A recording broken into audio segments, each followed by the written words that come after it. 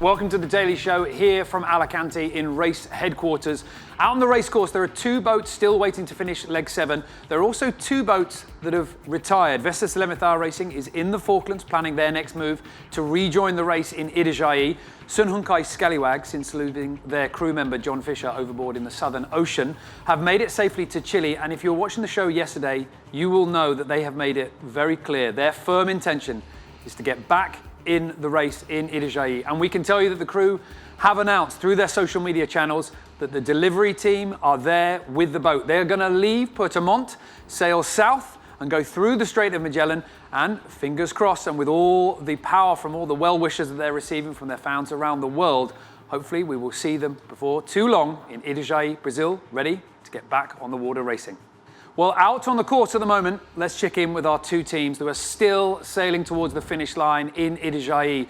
Turn the tide on plastic, have a little way left to go, and the breeze has certainly not been helping them. We have a huge estimated window for them to arrive because the breeze is very fickle at the moment. Behind them, Mapfre is 300 miles back, and it is really being very challenging for the Spanish boat to get any speed. I caught up with Pablo Arate on board just before coming on air because we know that supplies are running low on board. I wanted to know how he was feeling.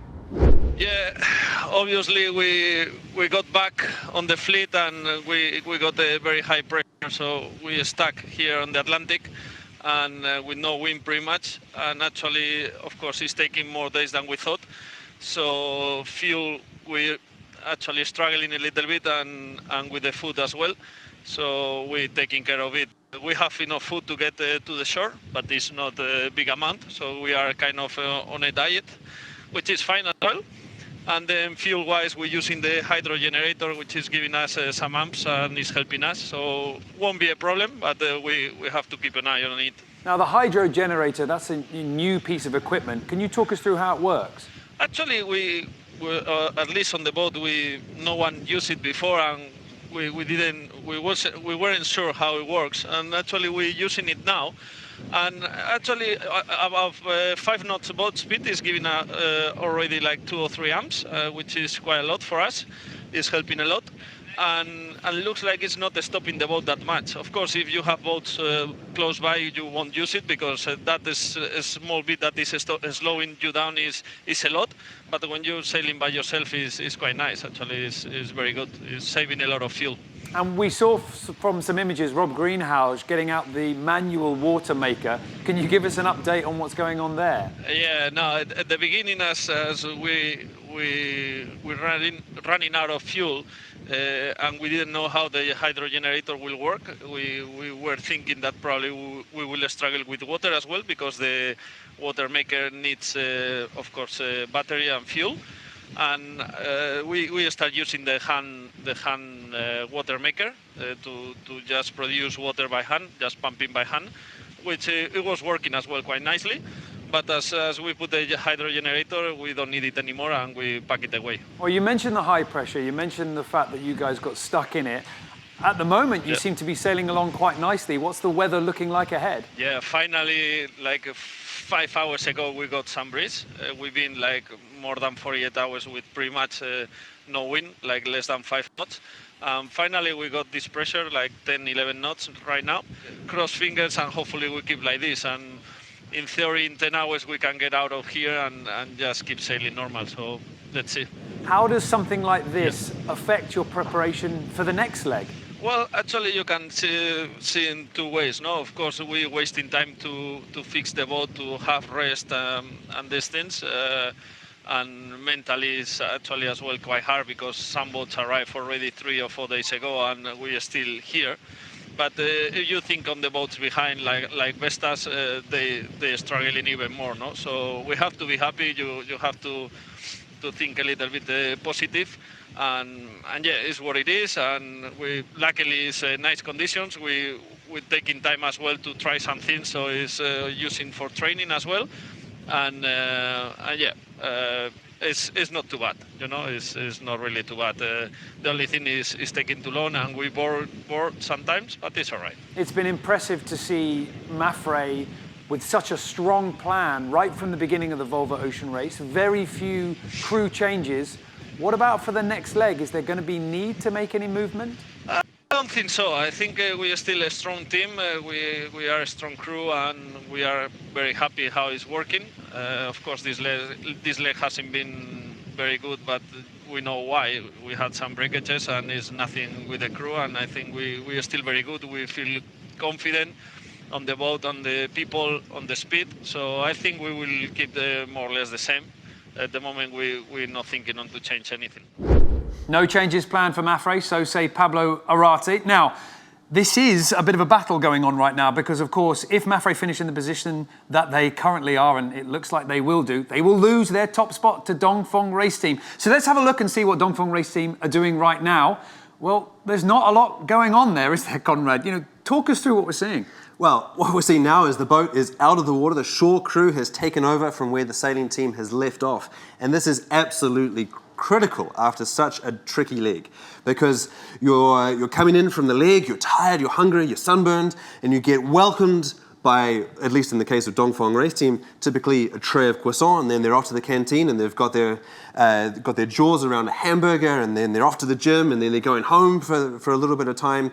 So these early days in the stopover are absolutely critical, particularly because then it starts ramping up again. Then you go into Pro-Am racing and the import racing and all of the stuff goes on until the restart again on the 22nd of April. So it may seem like the boats have got 2.5 weeks now, but that's really not the case. It's only time off for the sailors to rest, recover, put weight back on, and get ready for the next leg in these next few days. And I think that in terms of looking at the upswing of Dongfeng Race Team versus Mapfre, Mapfre's coming in, they're tired and they're cold and they're hungry, and they've been losing weight on their restricted diet. And I think that this is really going to, this could come into play in the coming legs. And this really is important. The next few legs are certainly going to be important because at the scoreboard at the moment, things are incredibly tight. This is the predicted scoreboard if all the boats finish in the position that they're going to be. And I think Mapfre certainly are. Turn the tide on plastic, are not going to let them pass.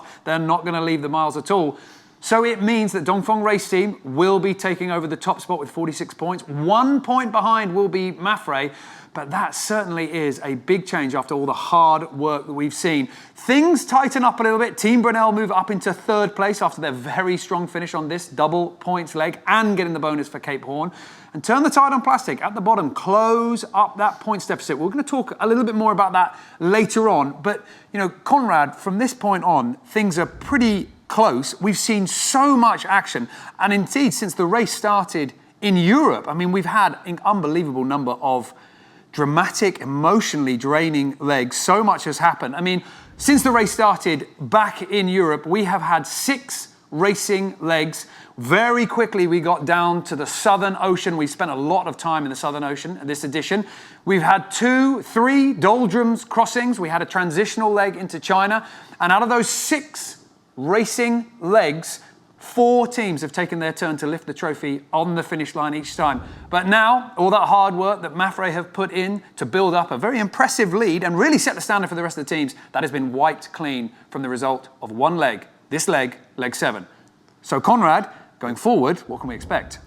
Well, let's see what's coming up. It's basically a long-reaching leg all the way through. Again, the 4th and last doldrums crossing all the way up to Newport, Rhode Island. Fantastic leg. However, the next one is absolutely critical because, again, it's a double points leg from Newport to Cardiff. And then finally around the top of the Shetland Islands, further north in Cape Horn is south, into Gothenburg, the home of Volvo, followed by the last final sprint to the finish in The Hague. Okay, so that's the racetrack coming up. But Conrad, just talk us through the points that are still to be awarded.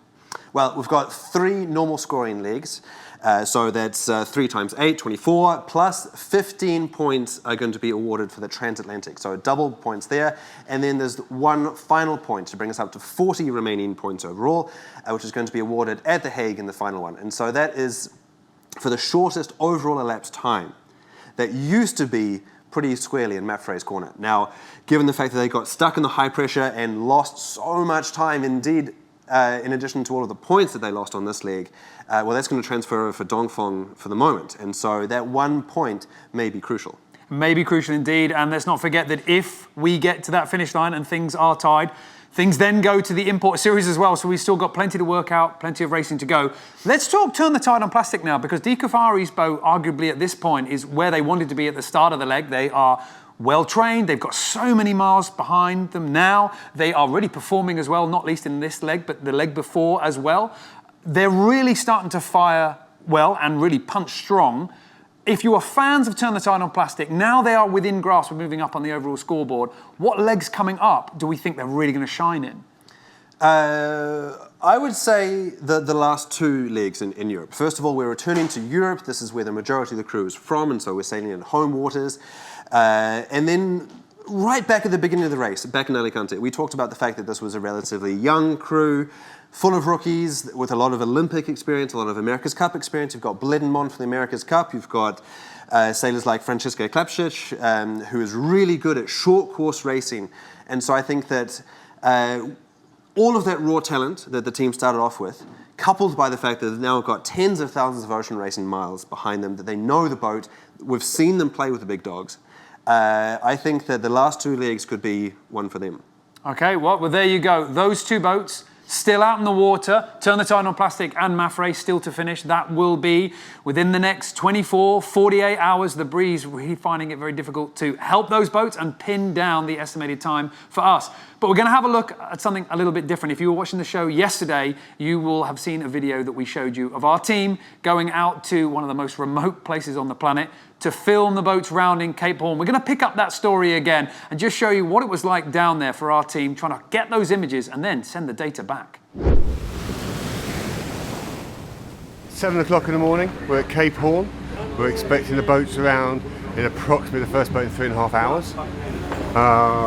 We are, as always, having to adapt plans on the fly, but that's part of the job. Looking forward to a good day, hopefully. All of this is like what we really need to just take the pictures, film the boats crossing Cape Horn, and also send everything via satellite to Spain. We've got the cameras, obviously, to take the pictures and the video from the helicopter. Then also, the second mission is to get the footage out. Without getting it out, it's useless to anybody.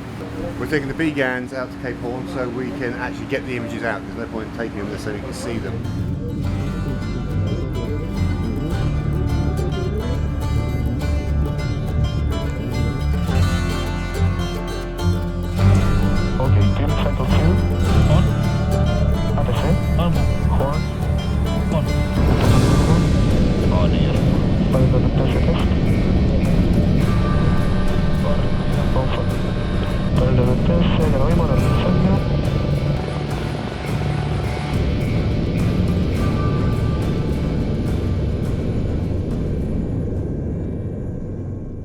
This is Chile Navy Port Control Cape Horn.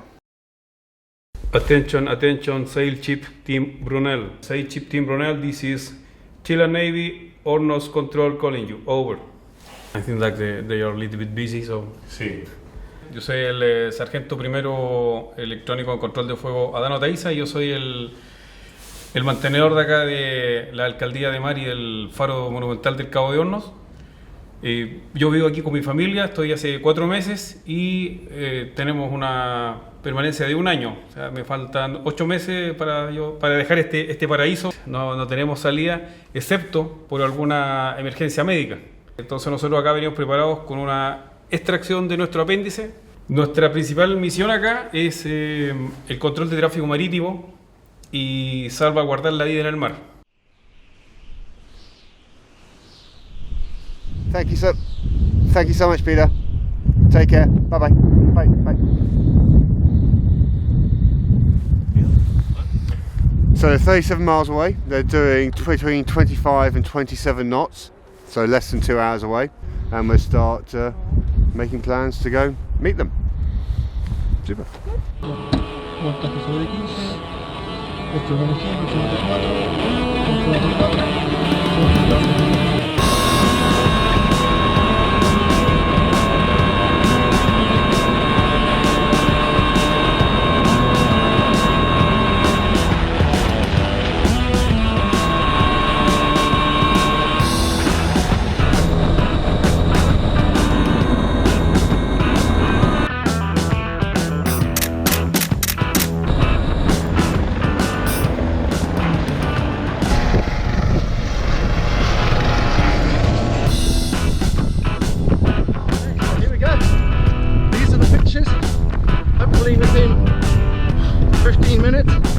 like being able to get these out for everyone to see. Oh, it's a long run back up there, and it's very cold, and my nose is running. Oh. We got 10 photographs going from Ainoa. We've got 45 seconds of video that we've selected that we're sending. So it's now going through the BGAN back to race control in Europe, in Spain. At the moment, I don't know if you can see, the antenna is the steepest I've ever seen it. We're literally pointing straight out across the horizon. Just above the horizon is where the satellite is. If we were in Europe now, this would be pointing almost 45 degrees up into the sky. And gone. That's it. First pictures of Brunel are back in Spain. Right, mission accomplished here. Time to go out and get the rest of the guys. A little look behind the scenes at what goes on here in Volvo Ocean Race headquarters as we try and tell the unbelievable story of these amazing sailors out there on the ocean competing against everything that you can possibly imagine. Now then, we are into the final stages of Leg 7. 2 boats set to finish in the next 24, 48 hours. We will be here with the live arrivals, and we will see you then.